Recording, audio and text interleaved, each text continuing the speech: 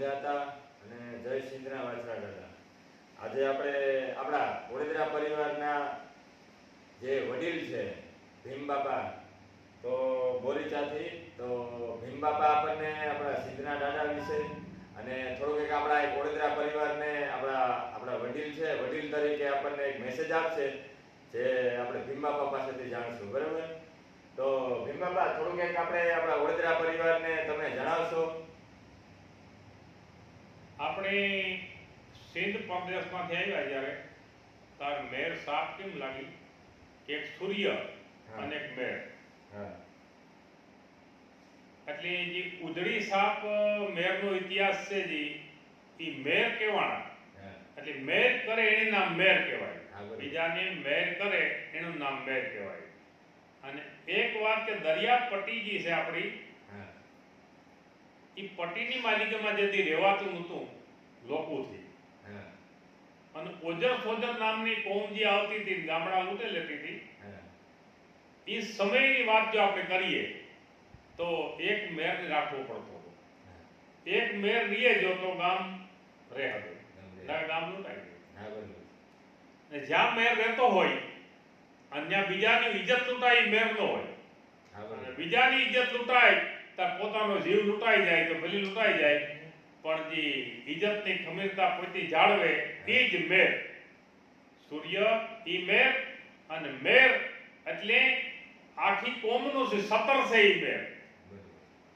પછી થયું એવું કે આપણા પાસે ધંધો કયો હતો કે વાણ અને પશુ, થાવર મિલકત નથી. પછી દીકરી દીકરાના વ્યવહાર કરવા હોય તો તકલીફ થતી હતી. વિસર્જન નામનો જે મેર થયો એની સોમનાથ પટાણમાં મીટિંગ બોલાવી. આજથી 500-700 વર્ષ પહેલાની વાત છે આ ભાઈ. આ સાંભળેલી વાત આગળથી ચાલી આવે એ તમને હું આ વાત જણાવવા. એનો એવો સાક્ષી છે કે મેર છે એની જે બેનભાઈ વેવાયેલો થતા, સોખા નાતરિયામાં હગાઈ થતી હતી. પછી જો એ હગાઈ હંધામાં તકલીફ પડી એટલે વિસળદે નામનો મેર જે થયો એનીના ભેરા કરીને કીધું કે ભાઈ બેનને ત્યાં દીકરી હોય તો વેવાણ કરે અને આપણે હગાઈ થાય.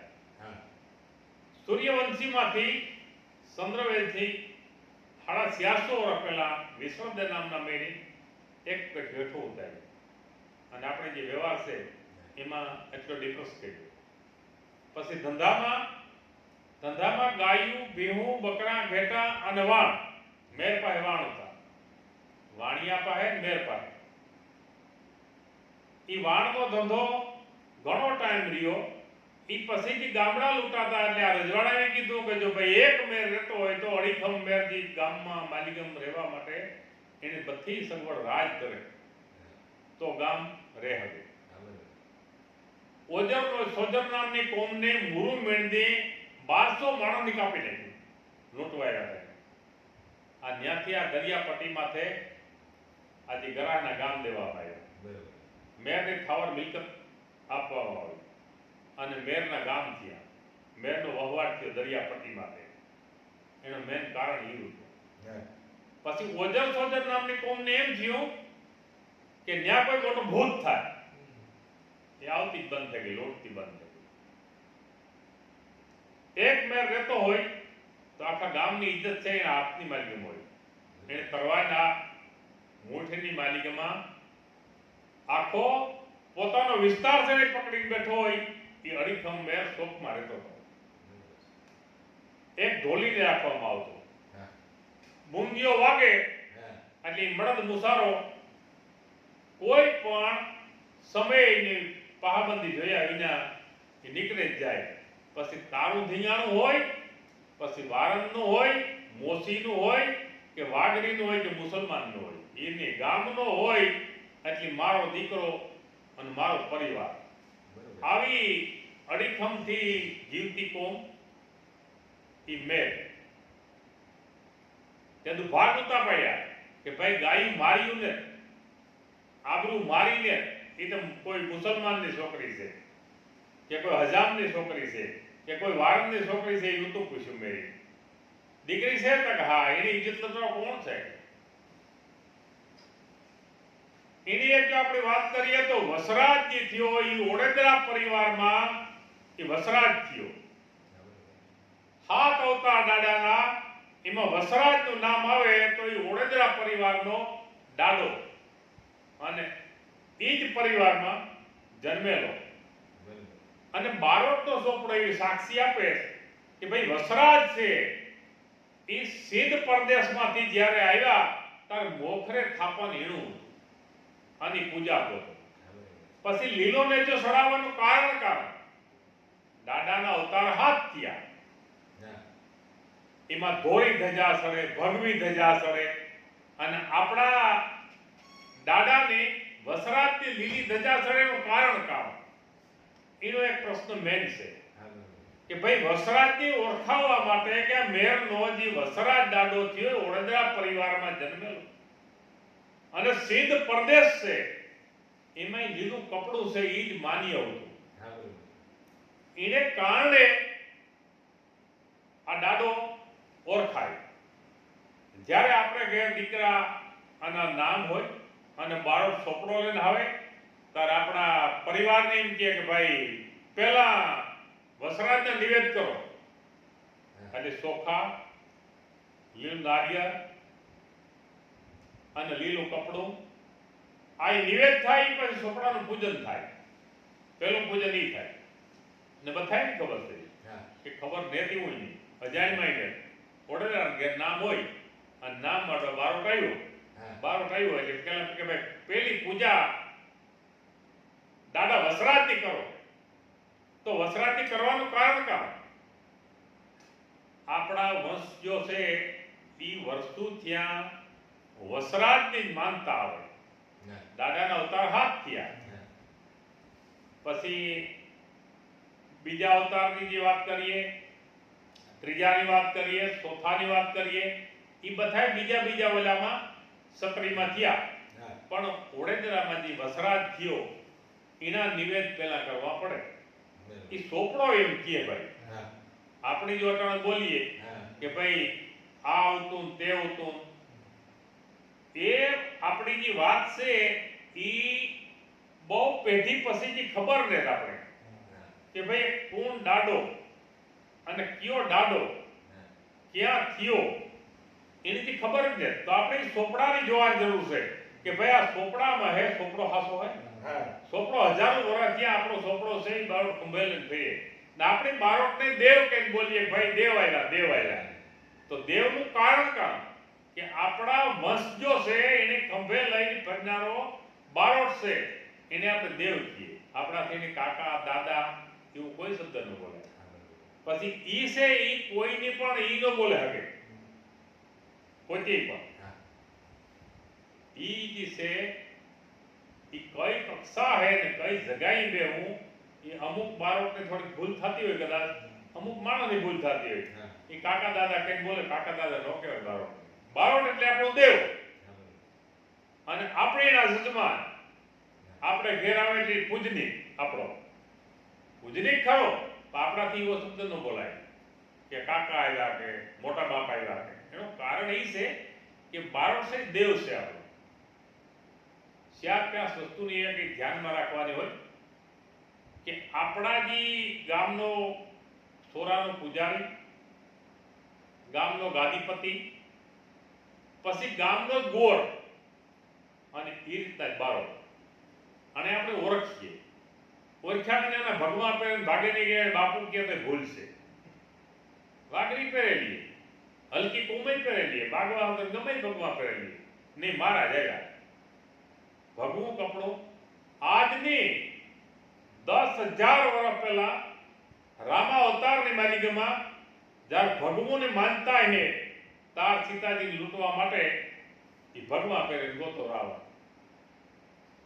એટલે અટાણે પણ એ ભગવાનની માન્યતા છે પણ આપણે ઓળખીએ એની બાપુ કેવું બરાબર છે કે એનું મહાત્મ આપણે ઓળખીએ કે આપણા ગામનો છે, આપણો જાણીતો છે. એ શબ્દ આપણે બોલીએ તો ઠીક છે, બાકી આપણા બાપુ નો બોલાય ભગવા પહેરાય હોય મારા જયા સંન્યાસી આવ્યા પણ બાપુ નો કહેવાય, અને બારોટને કોઈ દી કાકા દાદા નો કહેવાય, બારોટને દેવ કહેવાય. આ પ્રમાણે આપણો જે દાડો છે એને ઓળખવા માટે જો દાડામાં કંઈક પણ હે તો આની પ્રેરણા કરી છે કે ભાઈ મને કેટલોય ટાઈમ થયા છુપાવી રાખ્યો, તો આજ તમે ઉજાગર કરો કે આજો વંશ છે એમાં જ હું જન્મેલો અને એ જ વંશનો દાડો અને એમાં જ હું જે પ્રસિદ્ધ થયો હતો, પણ વાસ પાછળની પેઢી ભૂલે ગઈ હોય તો આજ તમે એકલો જાહેર કરો કે મારે માથે આ જે નેજો છે એ બે પ્રકારનો સડે. કયો? એક તો લીલો નેજો પહેલો સડે, બીજું કપડું જે સડે તો કે કયું? તો કેસરી. કેસરી છાપો બાંધતો હતો આપણો દાડો, એવું સાંભળેલ છે ભાઈ કે કેસરી છાપો બાંધતો હતો. તમે કેસરી જો માથે ધજા ચડાવો તો હાલે, પછી લીલી ધજા ચડાવો તો હાલે, પણ ધોરી ધજા ચડાવવાનું કારણ કાં કે ભાઈ ધોરી ધજા નો ચડાવવી, કે ધોરી ધજા ચડાવે એટલે બધા દાદા કે દાદા. ઓળેદરાનો દાડો છે એ ઓળખ છે, એ ઓળખ માટે જે છોકરા કહે કે ભાઈ ઓળખ માટે આપણે આ વાત કરીએ, કોઈ વાદ નહીં, કોઈ વિવાદ નહીં. દેવ છે બધાની હત્યા છે, દેવની પ્રેરણા છે બધાય પાસે હારી હોય, દેવની બધાય દીકરા, કોઈ તો મોભી માણસ હોય, આપણી જ્ઞાતિનો જ માણસ હોય. હું પોતી જે કહા કે ભાઈ મારો દીકરો અને મારો દીદી ગામના એક માલધારીનો છોકરો હોય અને એને માથે કઈ તકલીફ થાય અને જો ભીમો ન ઉભે તો આગેવાન ન કહેવાય. તારણે કમર ખસવી જાય, ભાઈ મારે આ કામ કરવું જોઈએ, દવાખાને પુગાડવો જોઈએ, સારવાર કરવી જોઈએ, જે યથાશક્તિ હોય એ કરવું જોઈએ. એનું નામ આગળ ચાલ્યો કહેવાય ને આગળ સાલે એની જ આગેવાન કહેવાય. આગળ સાલે એના પગ કાઢે એને કામ કહેવાય પાયા. એટલે બે વર્ગ છે આપણી કોમમાં, એક પાયાગઢ છે અને આગળ કામ કરવાવાળા માણસ છે. બે કોમ છે, એ બે કોમમાં ફેર કામ છે તો કે જે બે પક્ષ છે એને શીખવવાનો કોણ? નિહાળ્યું કોઈ દી? હલકું છે એ ગમે એ જગ્યાએ જડે, હાલામું છે ને સસ્તા બહુ મોટી, એ ગોતવામાં બહુ વાર લાગે. તમારે ભણવામાં બધું હે ને ઘણો બધો અભ્યાસ કરવો પડે, પગાયું તો શીખવું હોય તો કઈ જવું પડ્યું કોઈ નહીં. એટલે આવી જે બાબત છે ને બાબત આપણે વિચારવી જોઈએ કે આપણા વંશ જો છે એ વંશને આપણે સમજાવવા માટે કેવું બનવું જોઈએ. કદાચ પ્રેરણા લેવી હોય તો કેવી લેવી જોઈએ? મુરુ મેણન જેવી લેવી જોઈએ, દાદા વસરાજ જેવી લેવી જોઈએ, નાથા મોઢવાડિયા જેવી લેવી જોઈએ, કારુ સોમરા જેવી લેવી જોઈએ, કાંધલજી વજીર જેવી લેવી જોઈએ પ્રેરણા, કે આથી પછી હાલે જાય અને ઈ રાજની વાત આવે ને કસેરીમાં કહી દઈએ કે એક બેન ત્રણ કે મારાથી ગામ નો દેવાય કે તું તો નાથી ભાગે ને આવ્યો, કે ભાગે ને આવ્યો તે ભા અને ઈ હું, બાકી મારાથી પણ બીજું ન બોલાય. આવા માણસનો ઇતિહાસ છે કે આપણે હાજી હવારે આપણા વંશજોની વાતો કરતા હોય અને ઈ વાતો જો સાંભળી હોય અને આપણા જો છોકરા છે ઈ કેવા સંસ્કાર રૂપિયા ઘોરે મોટા થાય, એ કદાચ કાંક વિપત્તિ પડે તો એ હાકલ કરે કે હું ઊભો જીવતો હે તો કરે બતાવી, અને જ્યાં જરૂર પડે તો પ્રકારો કરજે ભાઈ, બાકી મને ખબર ન હોય કે બનાવ બનીએ તો એ મને અફસોસ થાય. પણ આપણા જો વંશની વાત ન કરી હોય અને વંશની જો વાતના ખબર ન હોય અને ઈ કોઈ પણ બનાવ બને તો એને ખબર જ નથી કે ભાઈ મારે વંશમાં શું કરવું જોઈએ, હું કોણ છે, હું મેરનું સંતાન કેવું હોય. ધરા પલટે અને ડુંગર ખડે રે, મેરું ભલી માથે આવે આપ તૂટે, પણ મેર એક બીજો વેણ ન બોલાય હોય, બોલ્યો એનું નામ મેર હોય. કોકની જગ્યા પડવે લેવી હોય, કોકની મિલકતમાં તડાપ મારવી હોય અને કંઈ કરવું હોય, એ મેરનો ધંધો જ નથી ભાઈ, એ કરાય જ નહીં કોઈ દી. વાંધા પડતા હોય, દુશ્મન કેવું નામ કહેવાય? હિન્દુને દુશ્મન ગાય જી ખાય કાપે ને ઈ દુશ્મન. ભાઈ ફોન કરી નાખ્યો હોય મોટા ભાઈનું તો એ ભાઈ કહેવાય, દુશ્મન નો કહેવાય કોઈ. એ તો કાલે ભેરા બેહી જાય, એક લોહી છે. પણ હિન્દુની દુશ્મન ઈ હોય કે કડતલખાને ગાય લઈને જતો હોય ને ગાયની કાપતો હોય, ઈ દુશ્મન કહેવાય.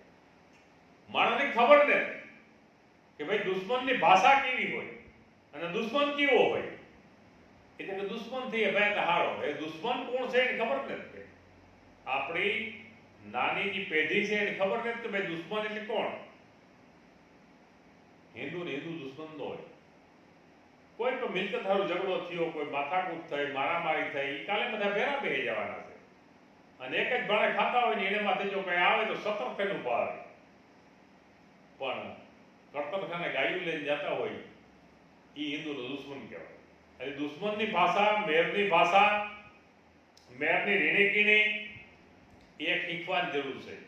એનું મોટું એક જે આપણે ન કહીએ કે આભા મંડળ, એવું એક સત્ર બનાવવાની જરૂર છે કે ભાઈ હારા હારા માણસ છે ને મેરની ભાષા સમજતો હોય, મેરની રીણીકીને સમજતો હોય, મેરની વાત સમજતો હોય, મેરની ખાનદાની સમજતો હોય, મેરની કુમારી સમજતો હોય, અને મેર કેવી જીવે, મેર કેવો હોય એની જે વાત સમજતો હોય એના પાસે આપણે 2-2 કલાક બેહવા જવાની જરૂર છે. એનું કારણ એ છે કે મેર જો છે એના ગૌરવની ગાથા છે એ ભૂલાઈ જાય તો મેર કોણ કેવી છે ખબર નહીં પડે. જો હું ભાઈ આ ઓલામાં તો બહુ ભાષણ આપતો ને, અને અમુક જે મારા વિરોધી છે એ પછી એની ઉલટા કંઈક બીજું કરે. પણ આ છોકરાઓની લાગણીને કારણે મારે થોડું ઘણું બોલવું પડે. મારે 6 કલાક સુધી બોલા તો ફરી પાછી વાત ન આવે.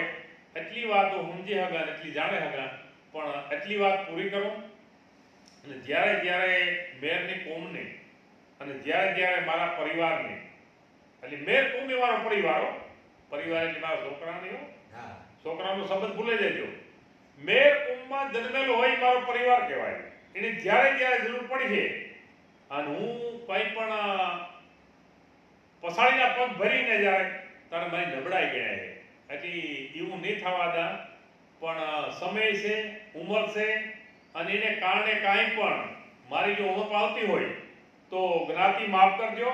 પણ જ્યારે આપણા મેરની જરૂર પડે અને ત્યારે અને પહેલો એક પ્રશ્ન હું તમને કહેતા ભાઈ કે મેરની દીકરી એની કાંઈ પણ એવી હિપ્તી પડે અને એ પોતી ઝેર ઘોરે, પોતી ટૂંકો ખાવાની તૈયારી કરે અને જીવની સટોસટ વાત આવે ત્યારે ભાઈ અમારા પાસે વાત કરજો. અમારાથી જેટલું થાય એટલું બસાવવાનું કરજો. પણ કોઈ મોતના પગલાં ભરજોમાં અને એવું કોઈ પણ સંકટ આવે ત્યારે અમે સહભાગી બન્યું એટલું કહી અને વિરમું. બોલો ભારત માતા કી જય.